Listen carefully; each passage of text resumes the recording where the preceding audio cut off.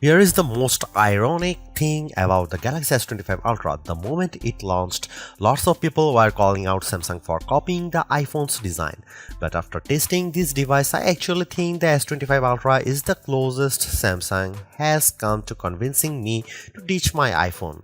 The 6.9-inch display on the latest Ultra is brighter, the cameras are more versatile and arguably just better.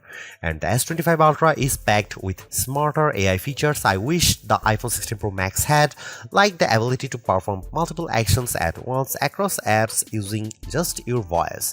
And it's all wrapped up in a design that, while phone-like, is lighter than its main rival. Samsung did cut some corners with the Galaxy S25 Ultra. The S Pen no longer has Bluetooth, and the newly added QI2 charging support forces you to buy a compatible case. No magnets here, but overall the performance, battery life, and AI smarts on the Galaxy S25 Ultra add up to the best Android phone I have tested and possibly the best phone period.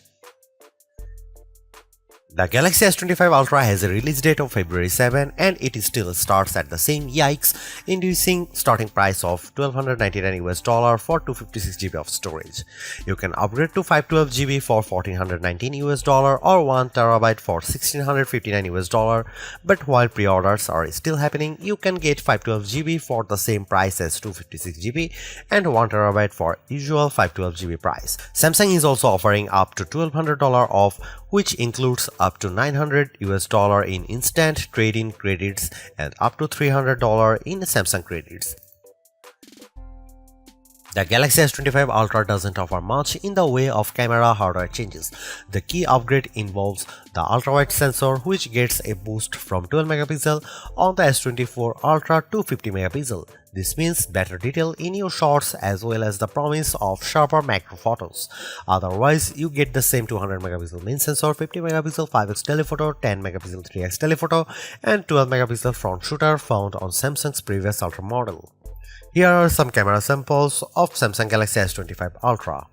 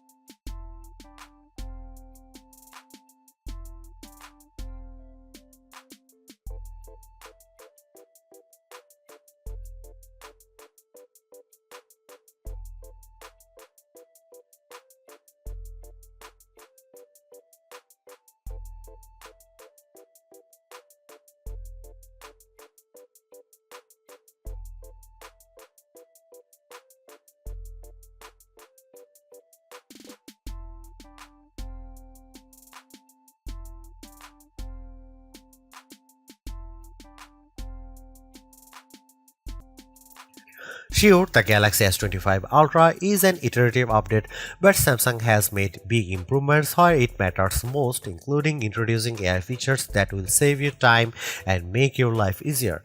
The ability to perform actions across multiple apps at once using your voice has the potential to change how we interact with our phones forever. But it's clear that Samsung needs to add more partners, both for this AI agent feature and for things like Now Bar. I am less impressed with the Now Brief, and I wish Samsung had included QI2 magnets in the phone itself so you didn't have to buy a case to connect to magnetic accessories. But overall, I really like the Galaxy S25 Ultra. Its AI smarts, vivid display, mostly top-notch cameras, super smooth performance and long battery life add up to a very impressive flagship, so impressive that I am tempted to switch to Android myself. Thanks for watching, see you in the next one.